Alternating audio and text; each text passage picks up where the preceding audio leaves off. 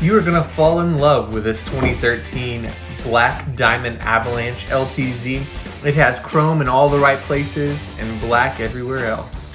It does come with a tow package and a hard tonneau cover, which also conveniently converts into the back where you can lay down the seats all the way through for that storage.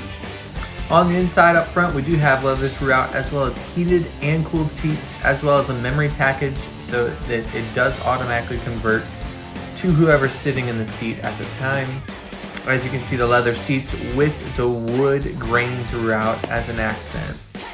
On the steering wheel, we do have hands-free options to be able to take control of the radio and everything else so you can keep focus on the road. The radio does come equipped with Sirius XM, as well as a backup camera, and as we'll see here in a second, it also has navigation. So it'll take you everywhere you need to go. It also has the dual climate control so that you and your wife don't have to bicker about who's hot or who's cold. In the rear, you'll also see that leather, so if your kids spill anything, you don't have to worry about it. It has a conveniently placed armrest there in the center for cup holders, as well as AV jack hookups so they can listen to whatever they want to on the radio.